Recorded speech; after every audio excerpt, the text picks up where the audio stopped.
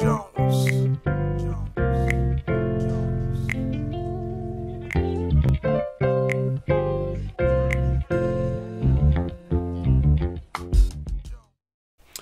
Bonjour à tous, c'est une joie pour moi de vous retrouver dans un nouvel épisode de Sa parole et moi.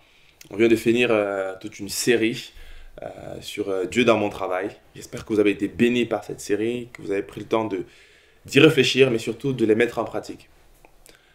La force de la vie chrétienne ou la qualité de notre vie dépend de notre capacité à mettre en pratique tout ce que nous recevons.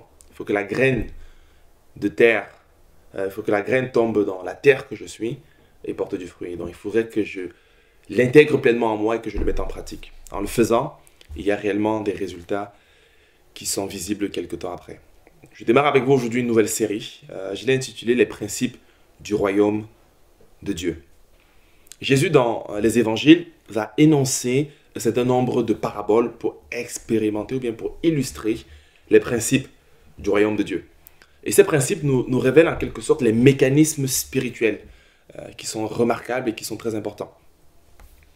Ça peut être une vérité, un principe, une réalité, que vous y croyez ou pas, elle s'applique. Que vous soyez de bonne humeur ou pas, elle s'applique. Peu importe la couleur de votre peau, peu importe votre âge, peu importe votre sensibilité, votre culture, ce principe s'applique. Et donc les ignorer, pas avoir un effet sur notre état, mais les prendre en considération dans notre vie en les appliquant, peut nous permettre de vivre des choses extraordinaires avec Dieu.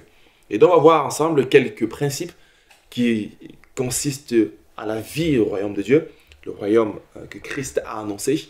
Et dans Matthieu 13, on voit plusieurs paraboles qui illustrent notamment ces principes-là. Et aujourd'hui, je commence par la première, que j'appelle le principe de semer pour récolter. C'est justement l'un des principes auxquels je suis le plus affectionné. J'aime beaucoup ce principe parce que je trouve qu'on le retrouve tout au long de la Bible et c'est quelque chose qui me parle à plusieurs reprises. On va lire l'évangile de Matthieu au chapitre 13 du verset 3 au verset 9.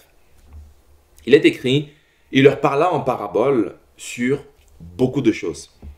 Il dit, un semeur sortit pour semer. Comme il semait, une partie de la semence tomba le long du chemin. Les oiseaux vinrent et la mangèrent. Une autre partie tomba sur un sol pierreux où elle n'avait pas beaucoup de terre.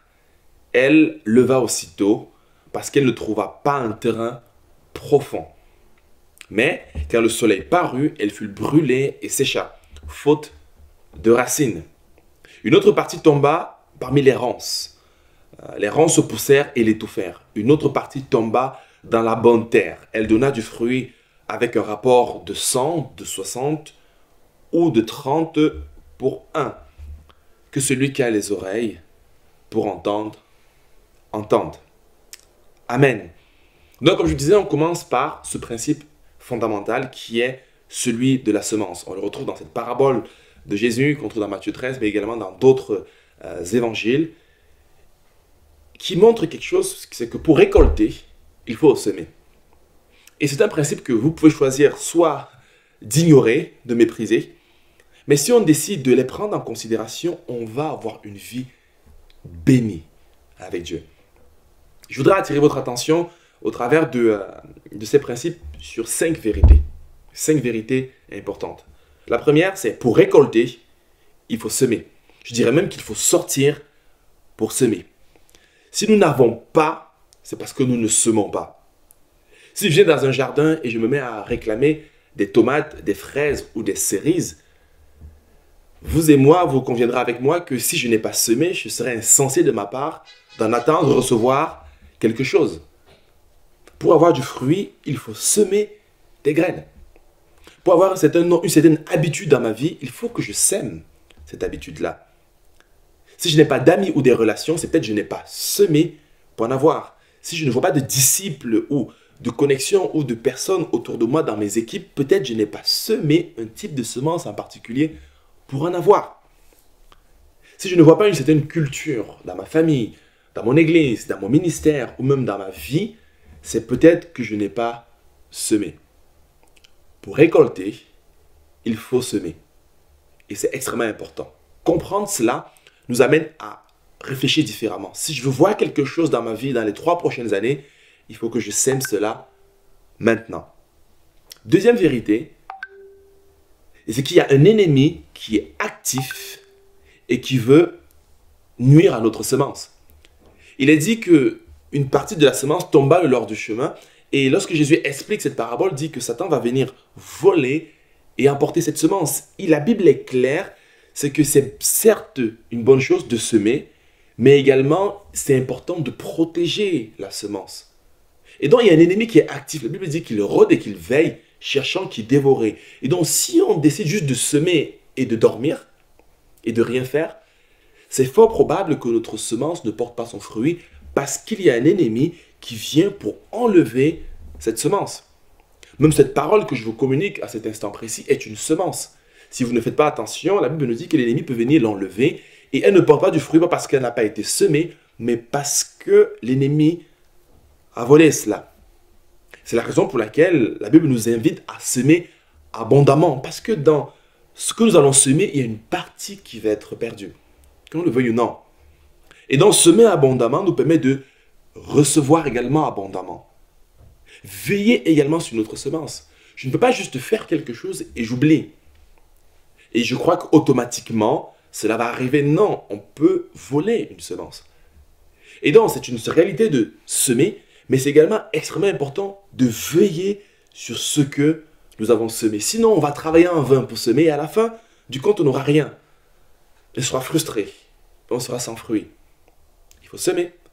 Mais également, il faut être conscient qu'il y a un ennemi qui est actif pour voler la semence. Et pour cela, il faut faire deux choses. Premièrement, semer abondamment. Et deuxièmement, veiller sur ce que nous semons. Veille sur ta maison. Veille sur tes finances. Veille sur ce que tu sèmes. Veille sur tes enfants. Tout ne s'intégrera pas de manière automatique. Il faut protéger la semence. La troisième chose, c'est qu'il y a des difficultés et des obstacles dans tout ce qui est semé. Au-delà de l'ennemi qui vient voler, il y a les difficultés naturelles. Et on le voit depuis le jardin d'Éden. Dès lors que Adam et Ève ont connu la chute, l'humanité entière est confrontée à la pénibilité dans son travail, à la dureté de la terre, à la sécheresse, à beaucoup de choses qui empêchent la semence de porter du fruit. Jésus, dans l'illustration, va dire qu'il y a le soleil qui va frapper. Il y a tellement de choses qui seront au milieu des ronces. Elle va être semée au milieu des ronces. Et le fait qu'elle n'ait pas pris racine, qu'elle n'ait pas allé en profondeur, pourra déterminer si la semence va porter du fruit ou pas. Et donc cette difficulté est une réalité. Ce n'est pas toujours Satan qui est présent, mais tant que nous serons ici-bas, il y aura la difficulté dans ce que nous faisons. Tout ne fonctionnera pas bien d'un coup. La première tentative ne sera pas toujours la bonne. Mes enfants n'assimileront pas d'un coup toutes les leçons et toutes les connaissances que je voudrais leur transmettre. Ma première tentative de prêcher et de partager l'évangile ne sera pas toujours aussi bonne que je pense. Mon premier contrat, mon entreprise ne fonctionnera pas du jour au lendemain. Mon premier entretien ne sera pas automatique même si j'aurais semé. Il y a donc cette notion de difficulté. Et Jésus dit que cela ne prend pas parce que les racines ne sont pas profondes.